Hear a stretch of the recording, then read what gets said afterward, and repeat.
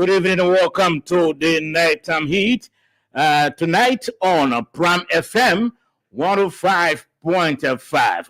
This program is also being relayed by Radio Gegema, that is in Nimba County, Kwatika in Bon County, and of course, Radio Wologisi in Lofa County. We are streaming live on our YouTube and our Facebook page. Just go to where they have the search and you tap Nighttime Heat on your Facebook if you are using your phone or your laptop, and then you share the show. You follow and you share also. On your YouTube channel, the same thing. Just go where they have the search and you tap Nighttime Heat. As soon as you do that, you follow, you subscribe first. After you subscribe, then you hit the notification bell so that anytime the show comes on, you receive notification. We are also streaming live on our Prom FM, Moravia 105.5. Again, Prom FM Moravia 105.5.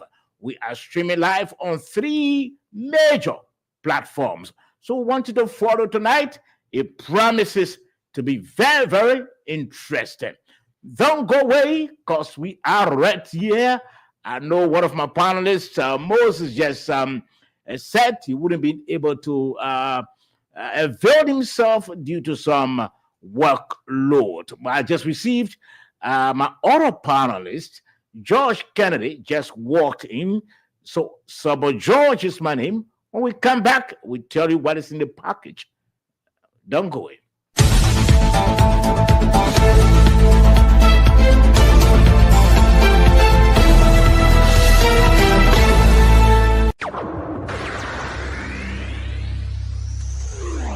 5, 4, 3, 2, 1, 0. Let's start. That's it. Let's start. And of course, we are already started. The Nighttime Heat right here. But before bringing in my panelist, George Kennedy, to welcome him to the program, let me tell you about those major issues that we'll be treating tonight.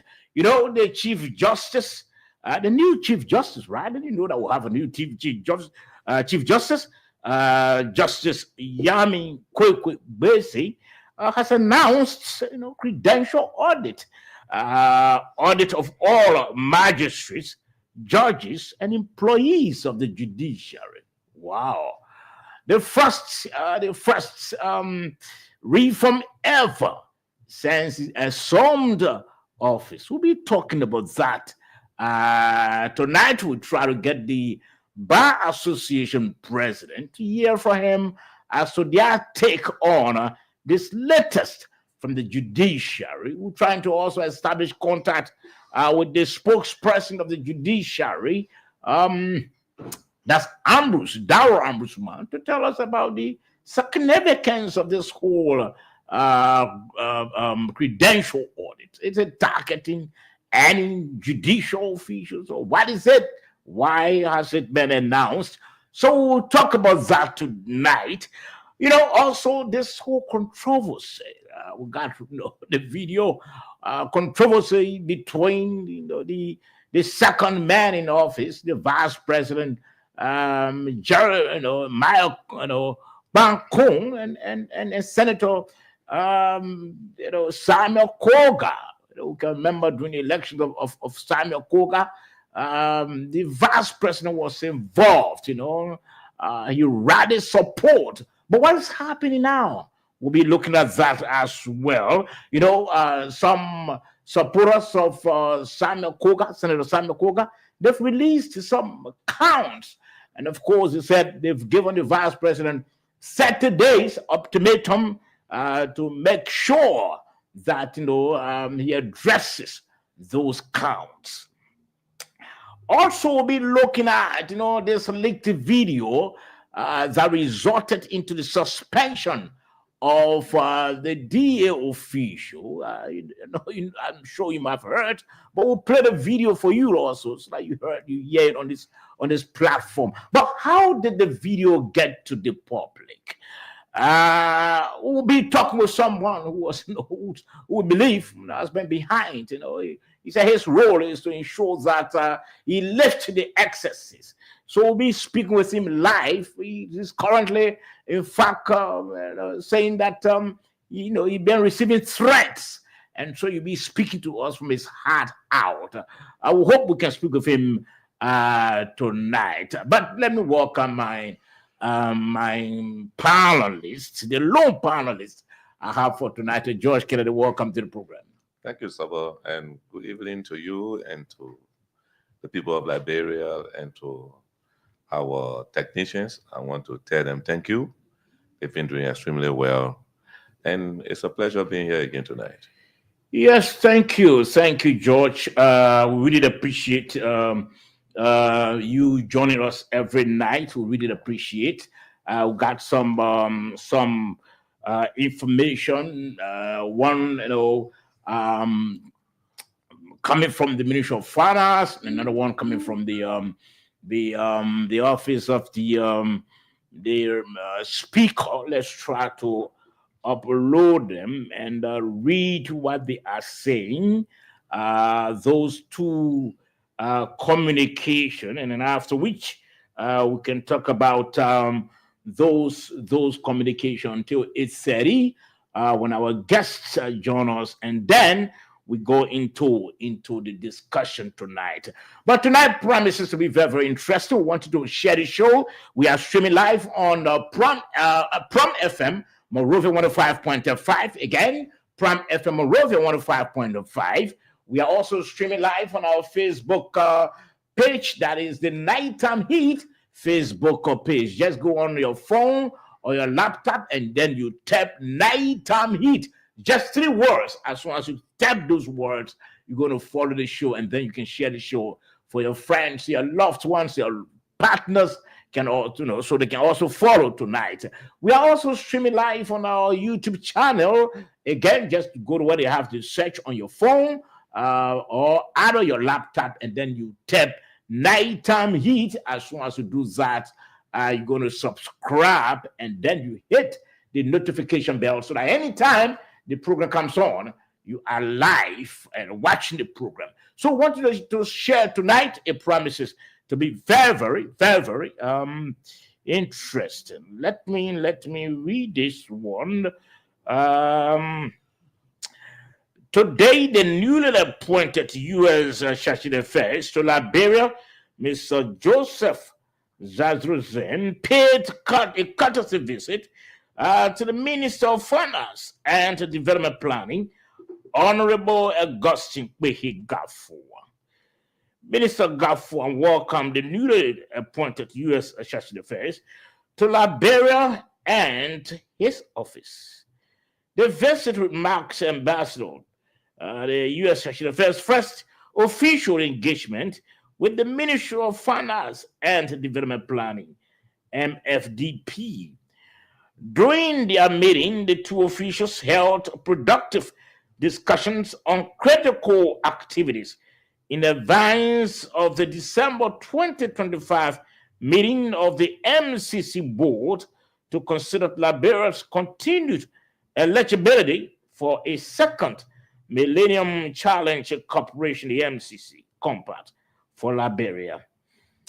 The scaling up of U.S. investment and trade in Liberia and the continuous strengthening of bilateral relationship between Liberia and the United States. Those are the discussions that they held today.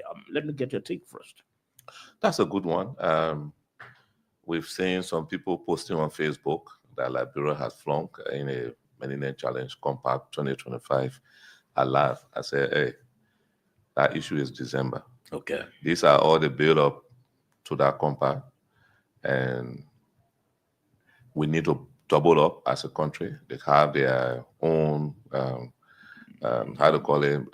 requirements that we need to meet. We need to make sure that that we pass in those areas that they are asking us to pass.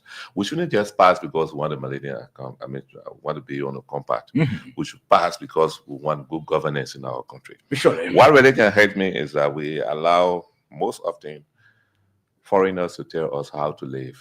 I think if we govern well, we'll not be going through these type of things. Let's step up, do better, do more. And that's why I always saying to our people when we meet them, and that's why the president always saying to them, I'm the president, I'm not everywhere.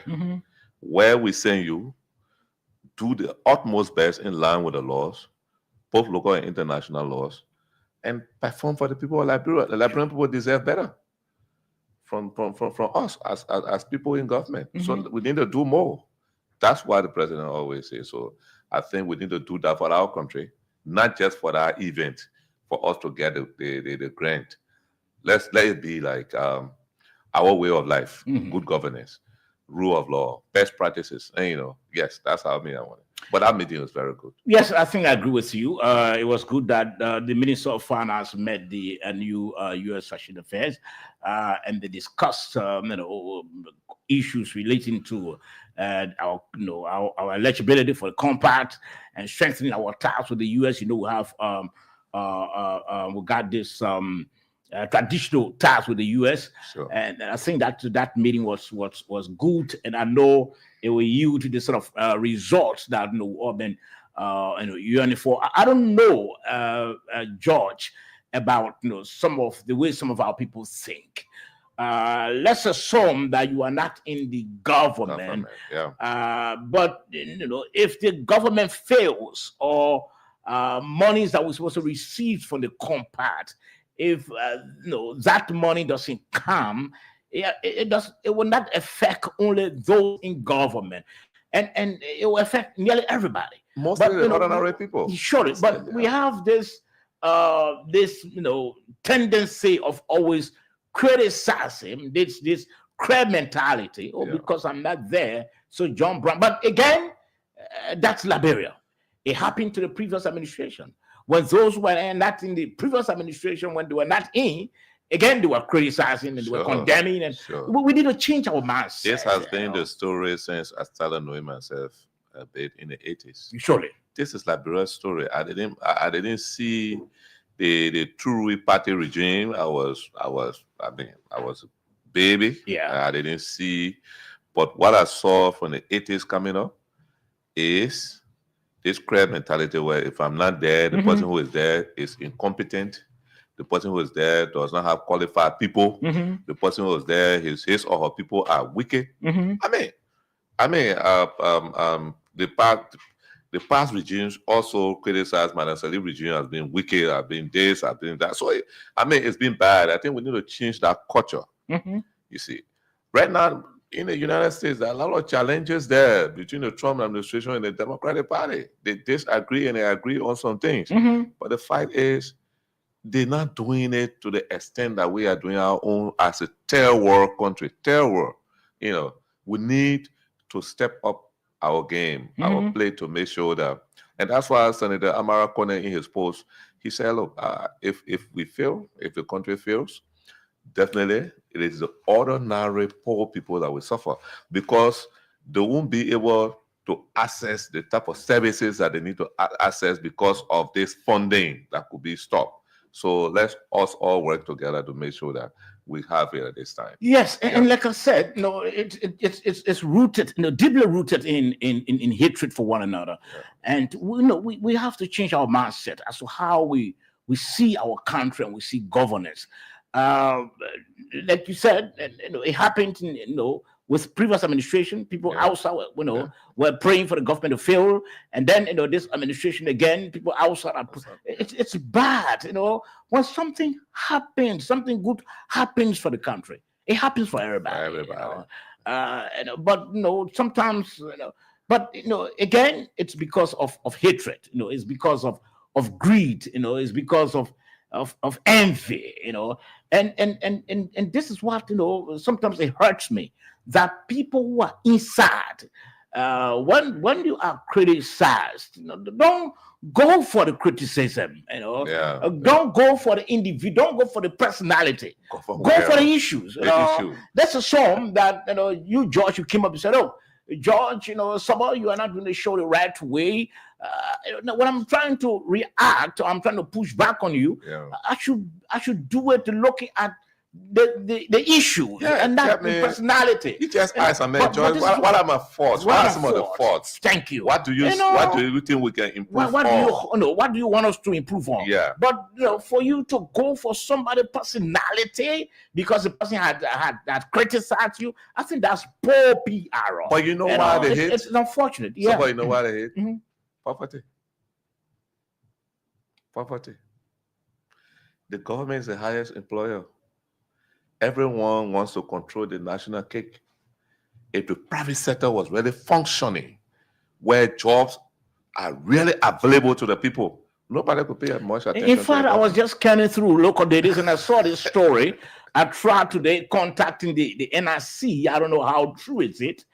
It was reported that by Mountain Colley that we have about over 12,000 companies that are investing in Liberia, but limited jobs, So and he quoted the latest data from NRC.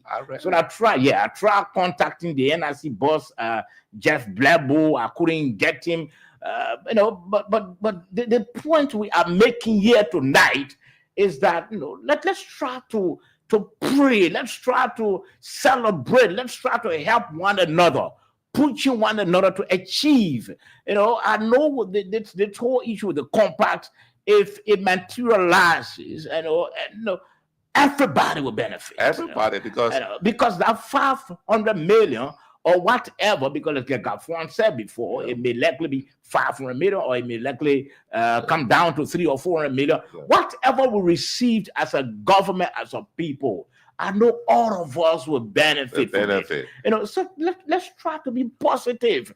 Every time things happen, there's a meeting with international partners that's supposed to help this country. Let all of us pray for the success of that meeting and rally around those who are holding that meeting. But I see that, because of that crab mentality, that naivety, that narrow mind, we tend to be so negative. The government would not. It's bad. And again, like you said, it happened in the previous time. But let's try to do away with that. It shouldn't be happening. Yes, it shouldn't be happening. We follow history from the Tory party administration. There were differences. They had opposition. They had other people who wanted change. But that change was different. It wasn't because of the way we think today. That change was a movement that was intended to ensure that multi-party democracy prevails in Liberia, not one-party system. Today, since that government was overthrown, that party was overthrown, vast majority of the population begin to play now in the economy. And they begin to go to school, open up, the economy begin open up more than before. At the end of the day, you find out that the economy has not been able to create a type of job to accommodate this population. So, then walking and exacerbated the entire crisis. So almost all of the companies are operating in Liberia closed down. To come back, it's been very difficult. They brought some of them, but they were not able to hire the number of people. You see thousands of young people graduating every year from various universities. They're walking on the street. They don't have job. So what do you think they will do? They will go to battle cry. They will go where they can find places comfortable to criticize anything that is not the thing that they're not part of. So the issue really here is jobs. Yes, I mean, again, I agree with you, but apart from the job, we just need to change our mindset as to how we look at things. We need to change our mindset because it's troubling. It's troubling, especially when I hear people trying to be so condemning and bad mouthing, their government, and things are coming up, and they are praying for it not to happen, and condemning it from happening. I think we need to change our mindset. And again, it has to do with some of our people too who are in government. Sure. We need to start being opened, to our people. When like I said today, I've been trying to get in touch with the NRC boss. I couldn't get him. Apparently, I don't know. He doesn't know my number, so he didn't answer. Again, we've been trying to get in touch with the drug, the LDA. More than 3 days, 4 days, we've been trying to call him. Every time we call, I'll call you back. I mean, but it happened. People will not come to public platform because they don't have anything to offer. When you call somebody, the person, I'm coming, it means that they are doing something positive and they are prepared to come. Yeah. But again, we'll talk about the DEA. It's serious. We got some couple of stuff to play. We'll talk about the DEA when our guests come in. But let's see what I can take a few calls again. We've been talking about. But before then, let's try to take this communication. Yes, let's try to get this communication quickly. And read this one. I know our guest will be joining us at 8:30. Hoping so. Former LACC Chairman Verdio appointed a senior legal consultant and chief of staff in the office of Speaker Cohn. Wow. The Speaker of the House of Representatives, Honorable Richard Cohn, Namwe Cohn, let me call his name well. A crewman. Let me call that name well. Richard Namwe Cohn has appointed former chairman of the Liberia Anti-Corruption Commission, LACC, Councillor James and Verdio, as senior legal consultant and chief of staff in his office. Councillor Verdio brings to the Speaker's office a wealth of professional experience and expertise. He previously served as vice president of the Liberia National Bar Association, assistant professor at the Louis Arthur Graham School of Law, head of the Catholic Justice and Peace Commission, and executive chairman of the LACC. With specialties in human rights, democratic governance, and the rule of law, anti-corruption, justice, and security, as well as civil litigation, Councillor Verdio's appointment is expected to strengthen and enhance the operations of the Office of the Speaker. As the new senior legal consultant and chief of staff to the third-ranking official of the government of Liberia and the head of the Liberian legislature, Councillor Verdio is committed to upgrading the office to a more professional and results-oriented level. What do you think? I agree with everything that's written in our press release, except the clause that says head of the legislature. The Speaker is not the head of the legislature. Mm-hmm. The legislature is a bicameral legislature. It has two houses, the House of Senate and the House of Representatives. The Speaker does not speak for the Senate. The Speaker does not sign for the Senate in any form or manner. So the Speaker controls the House of Representatives. When they meet in joint session, the Speaker presides because the House of Reps got more numbers. But each of those houses got their own leaders. So besides that, Councillor Verdio deserves the job. In fact, I feel that it's small for him. He's a professional man. He will upgrade our office to international standard. I know he's a good guy. He doesn't know me in person, but we've been following his works, some of his works. I hope that the House, the Speaker, will give him the opportunity to actually perform, and he will really help him in his office to balance our office well. All our eyes of me is be the kind of person that will work with the public. Yeah. Because the office there is a public office. So you really, really need to open up to the outsiders, the media, everybody, so that it can be a bit accommodating to further increase the Speaker's accessibility to the public, which is very crucial. Yes, I think I agree with you. He's one man. He has assumed that role with a wealth of experience. Yeah. From that human rights background, and then later on the issue of integrity, heading an integrity institution. I think he'll do well. It's just that I'm hoping that the Speaker will avail him, the opportunity. will relate with him well, will connect with him well, will give him all of the support so that he can and upgrade the office of the speaker.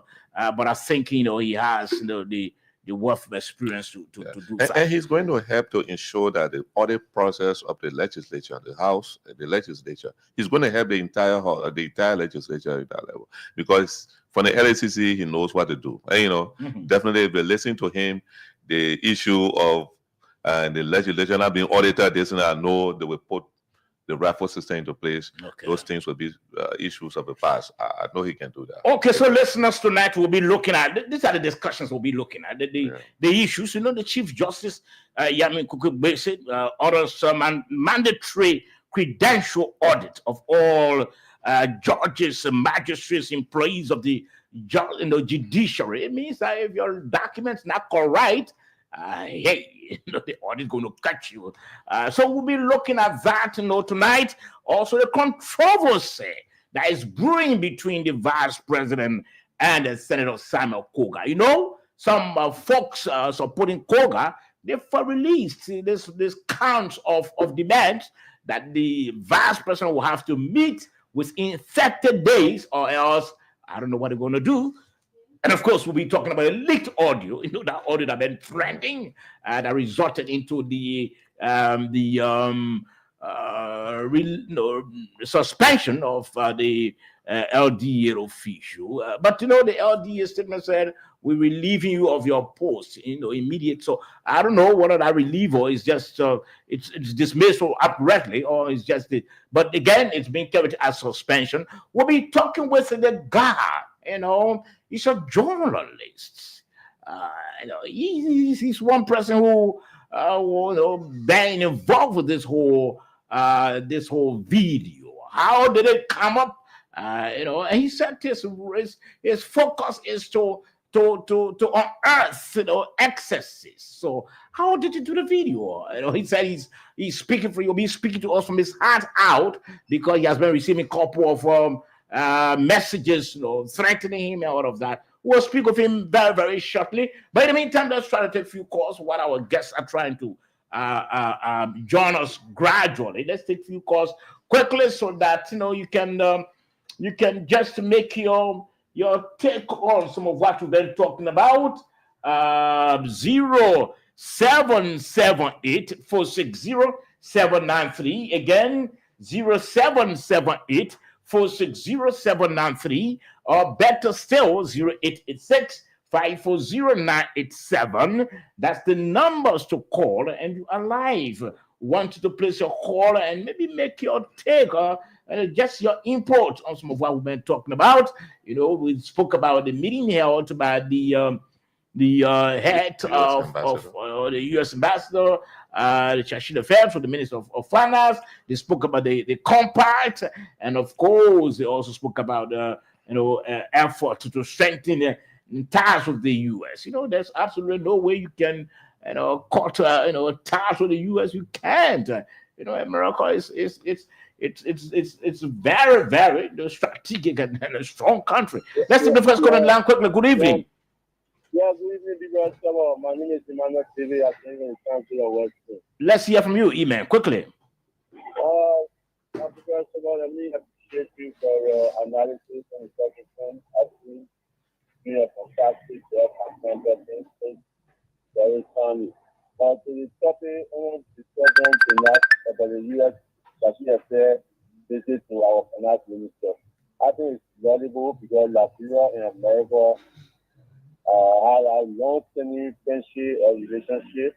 We think that the U.S. needs to put more time, more energy, put all the into Liberia because they are one of the only members of the state. So looking at Liberia every time they say, asking to not be good things. Where in most Liberia always look at America as a big brother or as a country that colonized them. So I think putting all this $500 million compass, this money will be a lot to this country. Even though I will not benefit the way for asking other citizens, my country will benefit a lot. I feel like it's good to you. That's everyone I want to say. Okay. Many thanks. You made your point already. 0778. We just take 3 or 4 calls and then wrap it up quickly. 0778 460 793. That's the number to call. Or better still, 0886 540 987. Again, 0778 460 793. Better still, 0778 460 793. Better still, 0886 540 987. You call those numbers, the 2 numbers. Out of them, you're going to be live on the nighttime heat tonight. Tonight we'll be looking at the Chief Justice Yamin Kwekwe ordered a mandatory credential audit of all judges, magistrates, and employees of the judiciary. We'll look at that when our guests come. What do they think about that? We've been trying to connect with the National Bar Association president to hear what the bar has to say regarding that. The controversy between the vice president and Samuel Koga, Senator Samuel Koga. In fact, some folks who are supporting Samuel Koga, they've released long counts of some demands that they want for the vice president to meet, or else to say in Saturdays. What they're going to do, we don't know. We'll also be looking at the leaked audio that resulted into the suspension of the DA official. We'll be playing our audio. Basically, we'll be talking with the gentleman who has been behind that audio. He's a journalist. How did he get it? How was the audio done? Why he chose to put it out? We'll be talking with him very, very shortly. We'll connect with him. 0778 460 793. Again, 0778 460 793. Better still, 0886 540 987. We're trying to just take a few calls, waiting our guests. As soon as our guests arrive, we get into that discussion with them. Again, 0778 460 793. That's the number to call, and you are live on the program. Yes. Yes, I mean, we were on the issue of the House, and it's good. As I was saying, not many people understand that the Speaker is actually not the head of the House, and it's good to emphasize this. I mean, the legislature. And it's good to emphasize this as a former legislative reporter. The Speaker, I can remember when Senator Snow, former Speaker, was Speaker of the House in 2006, and he wrote a letter to Taiwan. That letter led to crisis between committing the legislature. That letter led to crisis between the House of Reps and the Senate.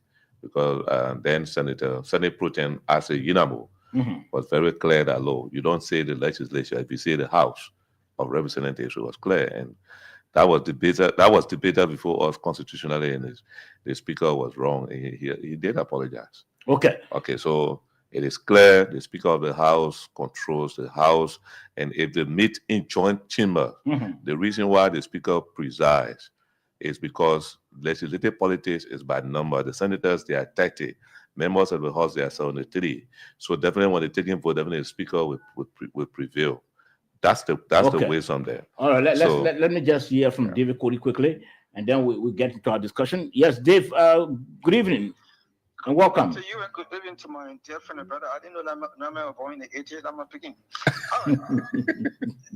Yeah. All right. He's right. I couldn't agree more with him. He's correct. The Speaker is not a head of the legislature because the legislature is by camera. Just like in the United States, you have 2 houses, 2 separate houses. So it's true. I just will listen tonight to see what's happening, but I decided to back my brother. He's 150% correct. The Speaker is not the head of the legislature. Okay. Thank you very much. Okay, so just share the show. Wanted to share the show again? You can go on your Facebook, your page, or your if you're using your phone or your laptop, just go to where they have the search, and then you share the show Type Nighttime Heat, just 3 words. After which you can, you just subscribe, and then if that's the YouTube, you subscribe and you hit the notification bell. So that anytime the show comes on and you are live, you receive notification. Also on your Facebook, just type Nighttime Heat, and of course, you're going to follow the show very, very well. Let's try to play one of. Do we have any of our guests quickly? Okay, let's see. Let's welcome. You can welcome Musa, former journalist, now Anthony Nalor. Our former SG. Yeah, he's not appeared to me. I just want to his honor. Okay. Yes, I'm here. I don't know what you getting me. Okay. Good evening. Former SG Attorney Musa Kane. You are welcome to the show once again, and we want to say thank you for always responding to our request to appear. That's strength. That is good, and we appreciate that. Thank you so much. I'm honored to be on your network, and this the way that and both of you are not sweet to me. Two big brothers. Yeah. I'm always honored to be with you guys. Yeah, although me and you sometimes agree to agree, but that's a big. But sometimes that's what they call democracy, and we never go personal, but we agreed and we disagreed, and when it came to my support for you for the SG for President of Liberia, we agree 100%. When it came to a certain thing at the President of Liberia, I say, my man, SG, let's do this, my man, let's do it like this. That's why it's good, because when you support someone, you should be there behind the scene to tell him when something is not right. You tell him, hey, and that person could be able to change. It could strengthen the team. That's what we should always do. It doesn't mean that you hate or something. Yeah. Thank you so much. I'm happy to be on that. And Mario, you were a very good Secretary General in a way. Let me say that publicly. Thank you.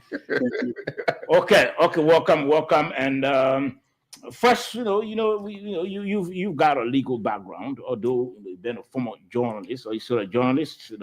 You back down, you back it up with law knowledge.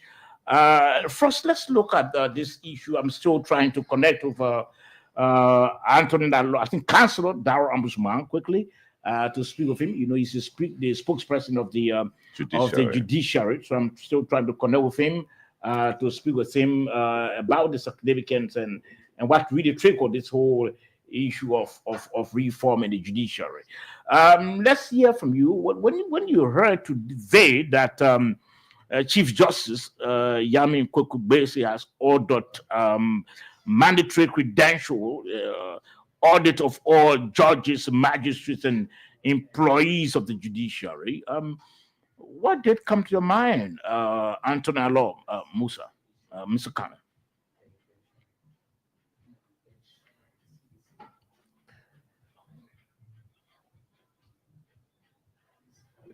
Musa, are you there? Thank you so much. I was so excited. I was so pleased with that announcement. The issue of credential is very important in that area. Yeah. People are getting positions not because of what they know. Yeah, go ahead. Can I? Okay, people are not because of their experience, not because of their qualification, who they know. Because of that, we have probably a set of we get some feedback in the executive. Okay, yes, go ahead. Musa, are you there? Credential where is necessary. It's necessary for the smooth running and operation of that entity. It's necessary to ensure that we have the referee in a referee position. It's necessary to ensure that the output of the institution meet what everybody is putting in. So again, I was so Musa, let's try to hold you. I know you are excited, but let's try to hold you there quickly and see what we can speak with the spokesperson of the judiciary, Councillor Darrell Ombudsman. Let's try to see what we can speak with him quickly. He's the spokesperson of the judiciary on this latest information from the from the Chief Justice, this latest? What's the significance and what does it hope to achieve? Councillor Brown, welcome to the Nighttime Heat quickly. Thank you, sir. How are you doing, sir? Well, I'm doing well. I'm blessed. I think everything is good. Okay. Thank God for that. Well, I know God is feeding money also. Okay, Councillor, we call you basically because we heard that the Chief Justice has ordered mandatory credential, according to what we saw and what we read, audit of all judges, magistrates, and employees of the judiciary. First, kind of confirm, and then you can tell us about the significance of that. Yes, it's confirmed. The judiciary since 2024 has been going through this judicial reform that also has a lot to do with not only infrastructure but personnel and everything else. And so, as you may be aware, in part of our reform, we've been constructing new courts, but also we need to overhaul and develop human capacity. And so the personnel verification and the credential audit was that purpose. Now, so what would the audit be looking for? How is it going to roll out? What sort of documents would the auditors be looking for from the employees? It is basically this is something that the Civil Service Agency has been conducting in different other line ministries and agencies. First thing they've been doing personnel verification. The judiciary is a very large branch of government across all the 15 political subdivisions of this country. And so the personnel verification first is to verify that everybody who is employed with the judiciary is accounted for, so that we assure that across the country, all those that are on government payroll within the judiciary branch are accounted for, and that they are where they say they are working. So that's the personnel verification. The credential audit also is to take stock of the qualification and experiences of the staff within the judiciary, at various levels. Because, for example, if you want to build human capacity and you want to conduct training, you have to know what levels and what qualification and experiences staff have. So it is in line with just that. That will give the Chief Justice an informed opinion on to how to make those decisions and schedule trainings and plan programs, or even personnel placements if he has to do so for effective productivity. Let's assume that the audit was done and there were some of your magistrates or judicial personnel who didn't meet the criteria. What's going to happen? Well, the point is that let the audit be done. When it comes to that, the result will inform the Chief Justice on what administrative decisions can be made. There are a couple of things to be made. You would put in special trainings for people who you believe need to upgrade their skills or their experiences or their qualification, or maybe do some swapping. It depends. But whatever it is all geared towards getting the judiciary to become more productive and efficient and professional, for that matter. So how do you think the judicial personnel are receiving this news? Well, I think everybody, all the personnel, I should be expecting, because since the Judicial Strategic Plan was launched, even under the former Chief Justice who just retired, the judiciary, the employees were informed about some of these administrative reforms, personnel development, because the best asset of any institution is your human resource asset. And the judiciary has been conducting in-house training and capacity building, but you need to take full stock and assessment to be able to continue that. And as you may be aware, I mean, during our period of our crisis, we had a lot of people left the country, others were just into the civil service structure. So it takes time for you to be able to identify people's capacity to be able to help them to grow or to put people in the right places so that the judiciary performs professionally. Okay. Well, thank you. But before you go, let me try to use this one stone, killing two birds quickly. This whole issue with the demolition of the Congress of Democratic Change headquarters. There's been this debate, Councilor Ma, that there was this petition filed by the CDC hierarchy. The Supreme Court was yet to hear this petition, and then the police went ahead, the lower courts, to give the police the authority to go and demolish its structure. Do you know about any petition that was filed by the CDC? By you telling me petition was filed, which petition was filed to the Supreme Court that I had to listen to?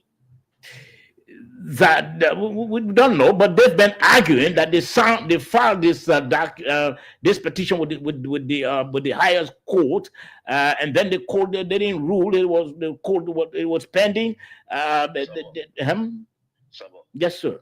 You know, some of the things, and these are some of the things that the Chief Justice speaks to, and he spoke about even when he was taking seat. Okay. That judicial reform, it does not only go to the employees and staff of the judiciary, but all judicial actors, especially lawyers. You know, as lawyers, we are bound by ethics, and we need to be professional. CDC had lawyers in the courts, and the lawyers know exactly what transpired in the court. And so I will be shocked that the lawyers will intentionally deceive the partisans who are not legal people to understand the workings of the court. And I think that is unfortunate. You know, I listened to the chairman of the CDC, who is also a lawyer, and I think that's unfortunate. Okay, you know, this is a matter that it is of no secret, has been in the court for years. All right, so Supreme Court has handed down two opinions that the property belongs to an individual. One opinion came down in 2016. And then a second opinion even came down August 15th. Of this year. All right, confirming that the property belongs to an individual. The CDC lawyers in 2025, when the individual decided to issue a rate to remove them, rate of execution, they went to the Supreme Court on a bill of information. The Supreme Court, in handing down that bill of information, actually fined the lawyers of the CDC the highest fine, because it said that this man's property, you know that this man's property, you know the case, and you just bring us another case to waste our time. After that process, the man did not just move on the property. He went to the civil law court for what we call summary proceeding to recover property. So that is his property, and he wants to recover it because the